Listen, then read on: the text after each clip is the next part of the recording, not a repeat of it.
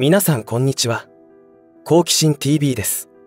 今回の動画は、ある問題についてご視聴の皆さんのお力もお貸しいただきたい重要な内容になっています。ある問題というのは、先日の動画で取り上げた W 機関による国家主権の実質的剥奪につながる計画についてのことになります。その計画というのは、このチャンネルでもたびたび取り上げている全体主義者による世界政府の設立につながるというものであり、それは決して平和的な社会の実現ではなくて、いよいよ私たちや家族の身の安全に対して抜き差しならぬ状況になってきたということになるので最重要案件となります。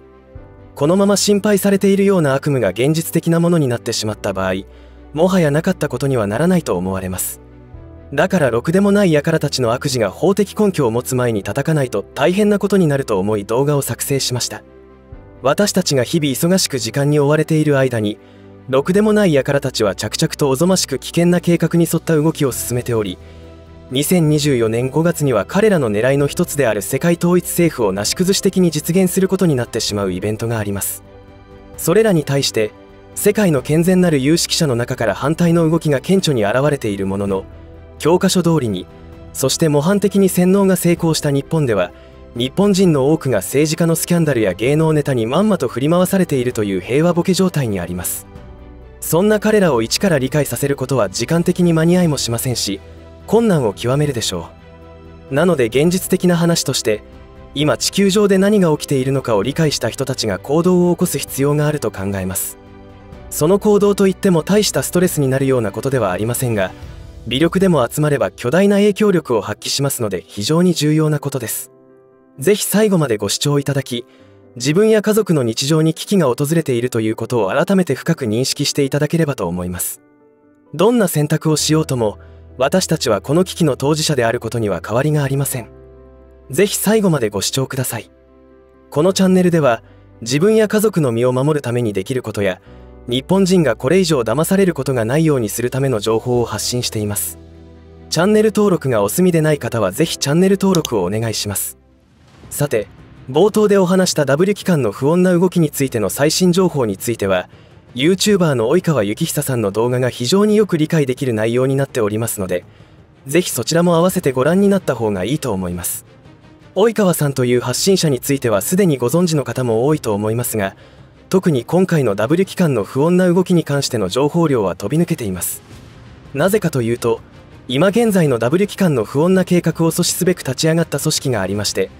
その動きが世界中に広がりを見せている中で、日本でも支部ができたわけですが、そのキックオフイベントのゲストスピーカーとして関わっているからです。この組織は非常に重要なものになると思いますが、だからこそまたこのプラットフォームでは検閲の対象になるワードになることも予想できますので、ここでは新たな W 機関とでも言っておきますが、このような真っ当な動きをしてくださっている有志の方たちには感謝しかありません。この世の中は何が真実で何が虚偽なのか判断は難しく、現状の W 機関も新たな W 機関も同じ穴の無地なである可能性はないわけではありませんが、新たな W 機関の資金源など諸々から判断するに、今の W 機関とは雲泥の差であることは理解できます。ただどちらにしても今の W 機関は私たちの平和を脅かし、幸福とは程遠い世界を目指していることは明らかですから、倒さなければならない組織だと思います。ぜひ及川さんの発信する動画を概要欄のリンクからご視聴いただき、ご視聴の皆さん一人一人がこれから起きようとしていることの重要性を認識していただければと思います。ここで私たちが行うことができる簡単ですが重要な行動を挙げておきますと、1、新たな W 機関のホームページで無料会員登録を行う。2、この機関の日本支部への寄付を行う。3、大阪で行われるキックオフイベントに参加する。4、及川さんの動画を拡散する。ということが挙げられます。それぞれについて簡単に補足しておきますと、1については有料会員と無料会員の選択があり、どちらを選択したとしても会員登録を行うことによって新たな W 機関の存在を後押しする意思表示であり、関係スタッフに勇気を与えることにつながります。こうした具体的な行動があることで世論も作ることができますし、もちろん正しい健康関連の最新情報も手に入ることでしょう。2については、この新たな W 機関の資金源は現在の W 機関とは大きく違い非常にクリーンです。私たちにはできないことを今のところ自己資金でしてくださっていることは放っておけないと思います。ただ現在の公式ホームページを確認すると寄付の機能はまだ実装されていないと思われます。公式ホームページの URL を概要欄に貼っておきますので、新たな W 機関の活動目的などを確認していただければと思います。3については行ける人がということになります。開催日が10月14日と直近に迫っておりますし、席にも限りがありますが、ぜひ会場を埋める力になっていただけたらと思います。4については、やはり庶民の力を短期間で威力を発揮するには効果的な方法だと思います。ただ及川さんに対してごく一部の方が、及川さんの関わる宗教団体について心配される方もいるかもしれません。私は特に所属している宗教団体はありませんが、個人的な心情について自分とは違うということだけで排除していくという価値観は、人間同士の分断につながると思います。私たち一人一人の価値観や意見は全員異なっているのが普通であり、100% 意見が合うことはありえないと思います。その上で何が大切かを見極め、共通した価値観で力を合わせる必要があると考えます。日本には伝統的な調和という文化がありますので、その強みを生かしていきたいと思っています。今挙げたリストについては特に難しいハードルとは考えにくいものばかりですので、今の切迫した状況を理解できる方は行動を起こしてみてください。ところで2024年5月に何が起きるのかと言いますと、世界保健総会によって国際保健規則 IHR の改定についての議決とパンデミック条約が締結されるのです。W 機関内での規則の改定に何をそんなに騒いでいるかというと、あまりに馬鹿げた決議が行われるからです。これは一機関内の単なる規則改定にとどまらず、世界中の国に対して法的な根拠に裏付けされた強制力を持つというものです。そんなことが本当にできるのかと思いますよね。ところが、この決議が彼らの大きな目標でもあり、私たちにとっての地獄の始まりとなるから超重要案件なのです。残念ながら密かに加盟国首脳陣への根回しは終わっており、知らぬは一般庶民だけであって、2024年5月というのは私たちにとっての死の宣告セレモニーと言ってもいいほどのことなのです。まずその狂った輩たちは何を言っているのかというと、1、W 機関の規則から人々の尊厳、人権、基本的自由の尊重の項目を削除。2、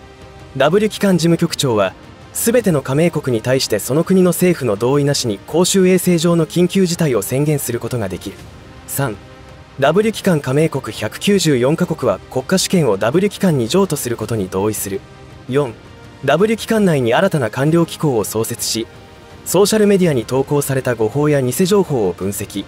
取り締まることができる権限を持つ。などの実行を実現しようとしています。ある意味なし崩し的に実行しているという見方もできますが、そこに法的根拠と強制力を持たせようとする動きだと思っていただけたら良いと思います。具体的には日本という名称は残るかもしれませんが、その実態は全く違うものになるということになります。狙いは加盟国に対してということなので、世界中の国が今の W 機関から脱退を決めればそれで問題解決なのですが、そうもいかない今の日本政府の体たらくがあります。かつてアメリカ元大統領が W 機関から脱退し話題を呼びましたが、マスコミから相当叩かれていたことが思い出されます。その後今の大統領が復帰しています。ついでに言いますと、アメリカ元大統領はパリ協定からも離脱し、現大統領が復帰しています。このパリ協定がいかにデタラメというか詐欺そのものであるかの動画も作成していますので、概要欄のリンクからぜひご視聴ください。そしてここから推察できることは、次の流行り病の蔓延が来るということが予想できるということです。もしかすると強烈なパニックを起こして今の W 機関との条約を受け入れるしかないという世論を作るのかもしれません。重要なポイントはこのまま好き放題させていたらあれを打つことを推奨ではなく強制できる事態になることですし、さらにその成分はあからさまな反応が出るのはもちろんのこと、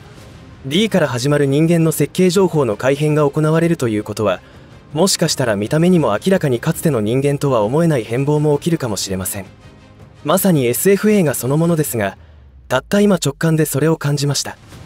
こうして簡潔に状況をまとめてみるといかに狂っているかということがわかると思います。今現在勃発しているイスラエルと周辺国との混乱も意図的に起こされたことであり、表向き宗教紛争だとされていますが、本質はそうではないかもしれません。先ほど W 機関内の規則から人々の尊厳、人権、基本的自由の尊重の項目が削除されるということを言いましたが、そんなことを改めて言わなくても実際は随分前から行ってきたことであり、こうして改めて認知させるというのは覚悟しろということを意味していると理解した方が良さそうです。このチャンネルではいつも言っていることですが、今世界は全体主義と共産化に突き進んでいます。どちらに向かっても平和を望むほとんどの人間には地獄の始まりとなります。全体主義と共産主義に共通しているのは、国民に主権はなく、支配者に支配、強制されるということになります。このまま無関心な態度をとっていると、国民という単語すら消え去ることになります。つまりこの世には支配層と奴隷しかいなくなるということです。奴隷の中から悪魔との契約を交わし、支配層の手下になる者も出てくるということでしょうし、すでに今も十分狂っていると感じていながらも生活のために仕事と割り切って従順している人もいます。その中で良心の呵責に苛まれた一部の人間が内部文書を流出させているのでしょう。全体主義者が目指すのは世界統一政府であり、人の支配です。そうなった場合、私たちの暮らしはどうなるのでしょうか。その分かりやすい具体例となるのが、これも常々言っている隣の赤い国や北の国民の状況です。ここで抑えなければならないのは、私たちが通常目にするそれらの国からの観光客やテレビなどで報道される都市の様子はショーウィンドウだと思った方がいいということです。そもそも海外旅行に行ける人は特別な人たちであり、郊外に行けばひどいものです。侵略された地域では悪魔の所業と言っても足りないくらいのひどいことが行われており、それを知った上でグローバリストたちは利益優先で取引しているのであり、それらの犠牲によって作られた製品を購入することで私たちもその片棒を担いでいることにもなっています。それらを助長しているのがグローバル化ということになるのでしょう。おそらくこのままでは近い将来自由に SNS を使えなくなる可能性すら出てきますので、いかにまともな人たち同士がコミュニケーションを取るかという方法も構築しないと危険な状態になると思います。いよいよ陰謀論という魔法の言葉で多くの人たちを煙に巻くことができないようなあからさまなことが行われるようになってきました。それでもおめでたい人たちというのは相当数いるというのは受け入れるしかありませんが、彼らをどうこうしようとしても無理とは言わないまでも時間がかかりすぎます。少なくとも何かがおかしいと感じることができている方はギアチェンジしていただけたらと思います。いかがだったでしょうか。非常に重たい話だったかもしれませんが、起きている危機的状況は現実であり陰謀論ではありません。流行り病が蔓延した時に速やかに特効薬を開発し世界に普及させ、流行り病を撲滅させるためには強力なリーダーシップを発揮できるように W 機関に権限を与えることは必要な処置ではないのかという寝ぼけたことを言っている場合ではありません。その流行り病も特効薬の弊害も仕掛けているのは彼らです。彼らがいなくなることが平和の実現と言っても過言ではないと思っています。今後は発信内容に対しての検閲がどんどん厳しくなると思います。基本的な知識がないと何を言っているのかの意味さえもわからないようになるでしょうし、情報のアップデートをしていかなければ身を守ることはできなくなるでしょう。そういった意味でも動画内のアクションを行って情報源の確保をしておく必要があると考えます。今年の7月に私も2回目のバンをされましたが、その理由は W 機関が言っていることに反した情報を流しているというものでした。その時に改めて末恐ろしさを感じました。一企業が日本国憲法で保障されている言論の自由を堂々と否定し、それを政府が黙認するのですから、いかに狂った世界になってきているかということがわかります。今後はますます世界が混乱します。食料備蓄と日用品の備蓄を急いで実行しないと大変な状況になると思います。今ガザ地区では200万人の人たちが兵糧攻めにあっています。水や食べ物が遮断されているのです。これらのことは人類史上ずっと行われ続けている定番のむごたらしい手法です。そしてそれは日本においても人事ではない状況になっていることをどれだけの人たちが理解しているか分かりませんが、備えなければいけません。今起きている混乱の放火魔は隣の赤い国かもしれません。そうでもしないと自身の国の破綻の危機から逃れられないからです。独裁者は常に自分の身の安全を第一優先に考え、周囲の人々を疑い疑心暗鬼になってとんでもないことをし始めるというのが歴史的事実です。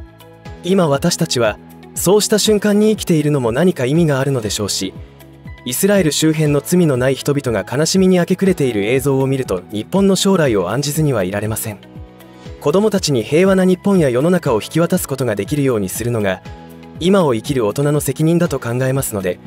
ぜひ冒頭でお話しした4つのアクションを起こしてください。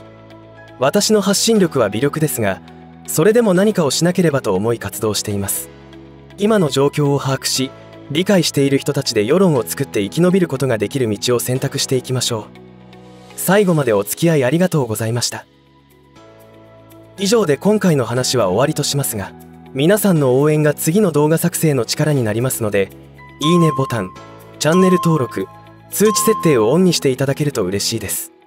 また、コメント欄へのご意見、ご感想の書き込みもいただけたら励みになります。最後までご視聴ありがとうございました。好奇心 TV でした。